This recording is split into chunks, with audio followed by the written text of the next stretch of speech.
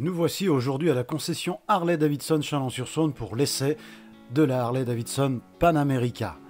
Cet essai sera fait en partie en voix off et devinez pourquoi, cette satanée GoPro n'a pas pris le son du micro externe. Mais passons sur la fiabilité de cette caméra.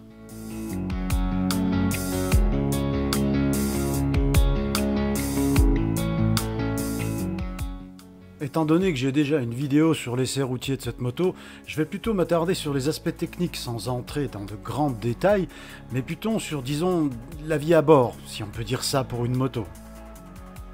Premier constat, je fais 1,75 m. Une fois sur la moto, contact éteint, les deux pieds atteignent le sol, mais ne sont pas complètement à plat. La selle est d'origine et elle est réglée sur la position basse.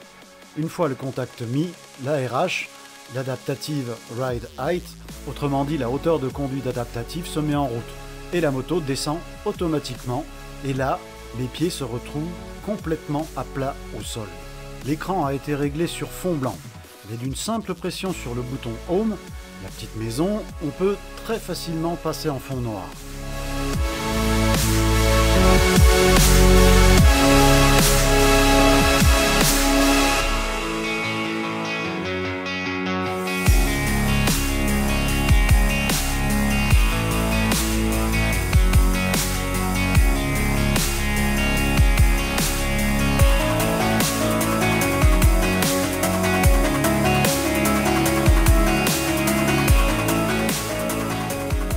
Comme je l'avais déjà dit dans une précédente vidéo, la maniabilité est excellente.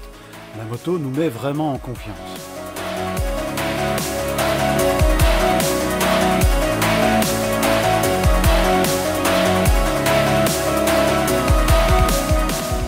À chaque arrêt, l'ARH se met en fonction et renforce le sentiment d'équilibre de la moto.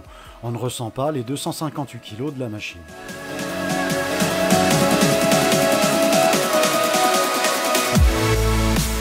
Parti avec la bulle en position basse, déjà efficace. Je tente donc la manipulation tout en conduisant pour passer en position haute.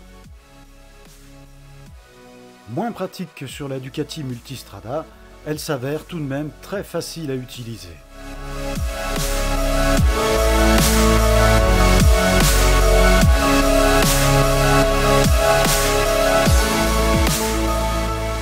En plus du transpondeur, on ne dispose que d'une seule clé, qui permettra d'enlever la partie arrière de la selle pour accéder au petit espace de rangement, ainsi que pour régler la hauteur de la selle conducteur.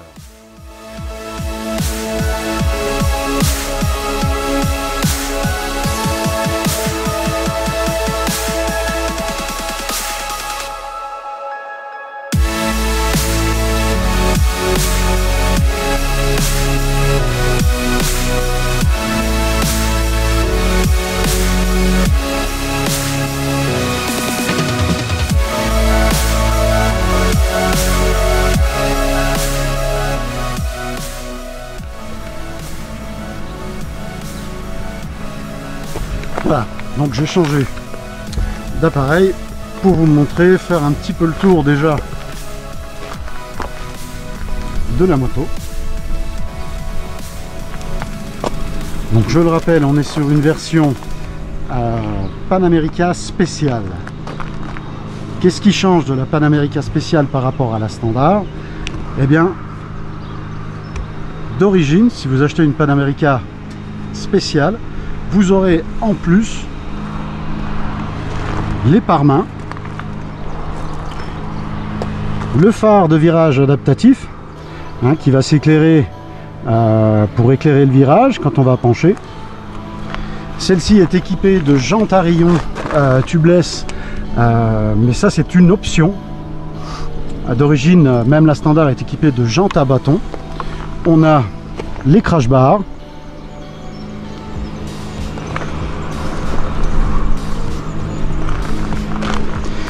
Et bien sûr, cette moto est équipée de l'ARH qui est aussi une option.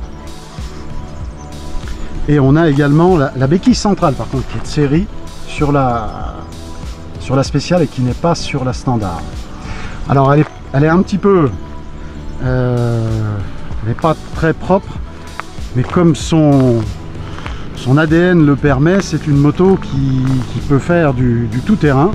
Donc les tests ont été faits, pas par moi, mais c'est une moto qui est capable d'aller en tout terrain en enduro, donc ils ne sont pas gênés d'en faire et c'est tout à fait normal.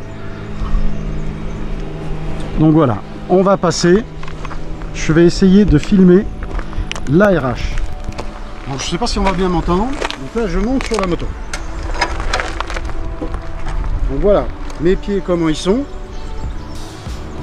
Vous voyez, je peux le mettre à plat là, mais pas à plat complet de l'autre côté. Je mets en route la moto. Voilà, mon genou c'est un peu plié. Et là j'ai les pieds à plat de deux côtés, complètement à plat.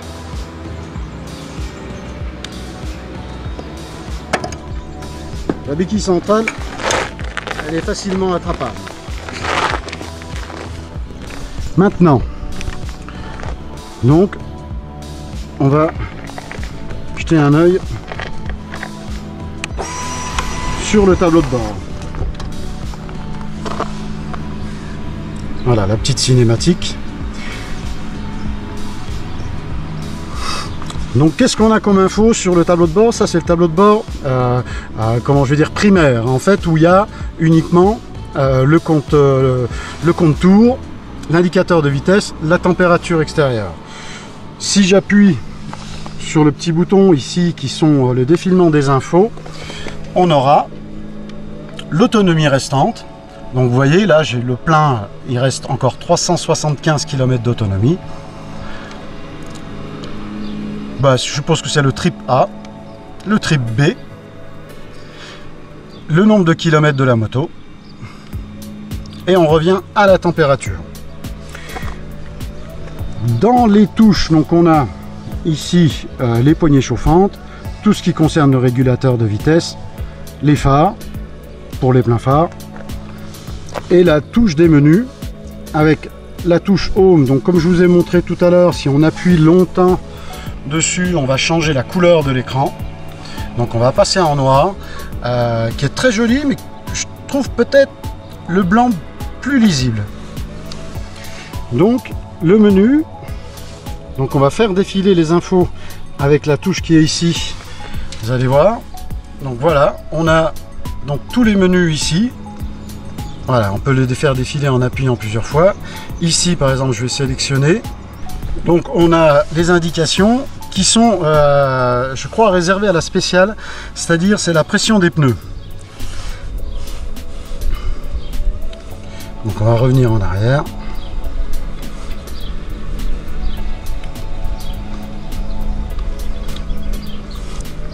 On va revenir au... Donc ici on a en fait ce qu'on aurait si on a l'application Harley Davidson pour brancher le GPS.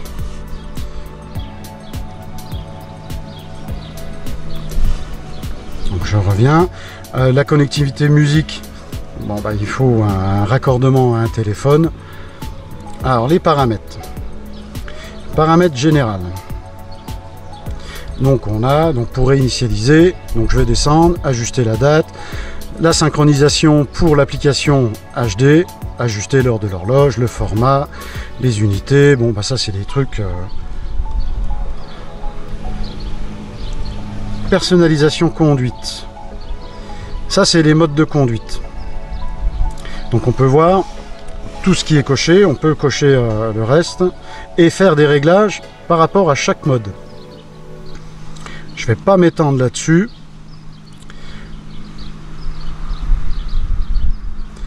L'aspect. Là, on a le réglage de la luminosité d'écran. Et ici, on a la personnalisation du tableau de bord. Donc, c'est ce que je vous disais tout à l'heure. On a la personnalisation simple, où on a juste le gros compteur, la vitesse et le compte tour. Par contre, on a un mode widget, où là, on peut avoir... en modifiant chaque onglet sur le côté.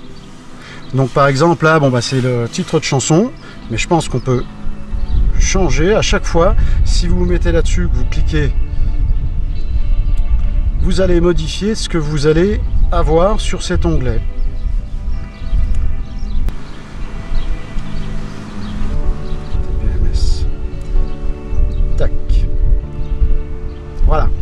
là j'ai mis dans cet onglet là la pression des pneus. Ici dans l'onglet vous allez avoir les températures et le niveau de la batterie.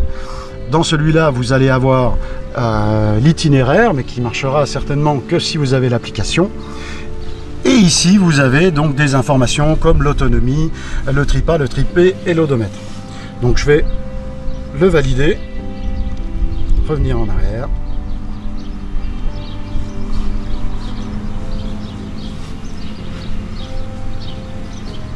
Voilà.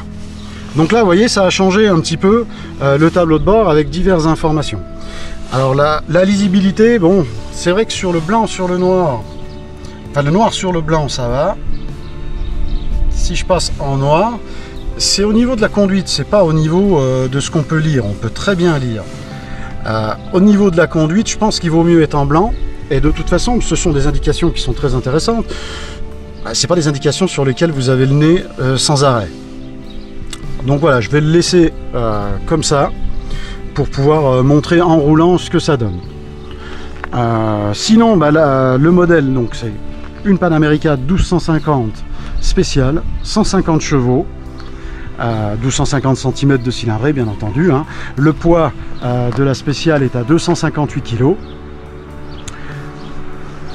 Ah, il y a le sabot moteur aussi qui est une option, enfin, qui n'est pas une option, qui est en série sur la spéciale, mais qui n'est pas sur la standard. Il faut savoir qu'aussi que le pot là est d'origine et qu'on peut obtenir un Screaming Eagle qui donne un son qui est un petit peu plus rauque, qui est quand même un peu plus sympa. C'est tout ce qu'il y a à dire sur la spéciale. On a des cale-pieds avec la petite partie mousse qui peut s'enlever pour l'enduro, et on a un réglage. Alors je sais plus trop comment, il me semble que c'est, on peut régler la hauteur de la pédale de frein par rapport au off-road pour être plus confortable en position debout. Il y a une centrale inertielle dessus parce que ça réagit avec le phare. Alors que je dise pas de bêtises, les suspensions sont semi-actives, c'est-à-dire qu'elles vont réagir, elles vont se régler automatiquement si vous êtes 1, 2 avec des bagages, etc. C'est différent de la RH, hein, c'est pas le même système. La RH, c'est vraiment le système qui permet d'abaisser la moto à l'arrêt. Et ben on va aller rouler un petit peu.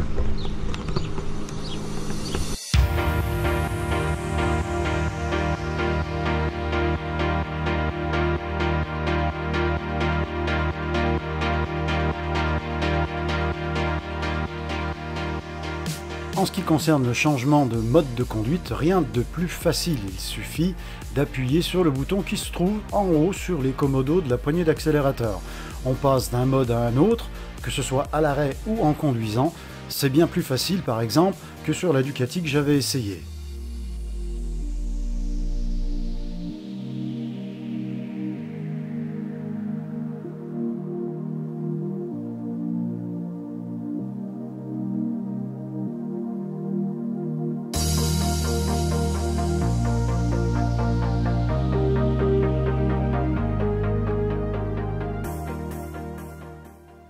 En conclusion, ce que j'ai aimé sur cette bécane, c'est la position de conduite, la maniabilité, l'écran TFT qui offre même dans sa version la plus simple toutes les infos utiles et visibles, quelle que soit la couleur de l'écran. Toutes les infos autour, même si elles sont moins visibles en roulant. La hauteur de selle adaptative, qui est une innovation Harley-Davidson, mais elle n'est disponible que sur la version spéciale. La puissance et le couple qui en font une routière adaptée à toute situation, la protection de la bulle et des pare-mains.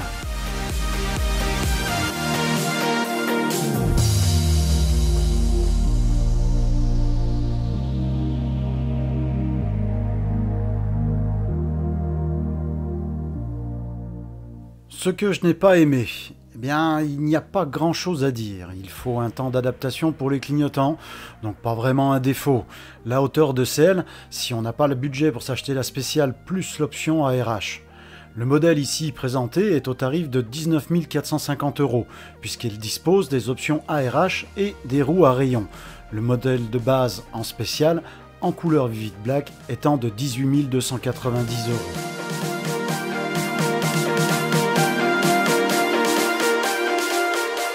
Sinon, c'est une bécane bien née, très aboutie, qui met les pieds dans le plat du segment Maxi Trail. Très bien placée au niveau tarif et équipement. Je ne doute pas d'en croiser un paquet sur les routes d'ici peu.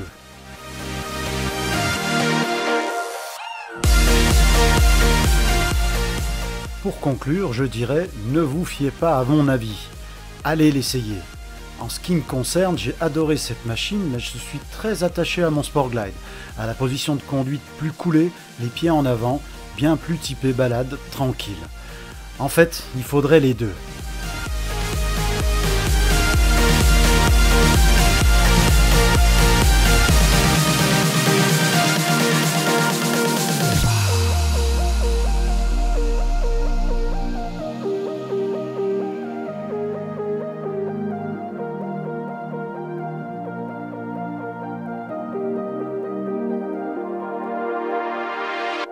Il ne me reste plus qu'à remercier Cécile de la concession Harley-Davidson Chalon-sur-Saône pour le prêt de cette Panamérica spéciale et à vous remercier vous qui avez suivi cette vidéo jusqu'au bout.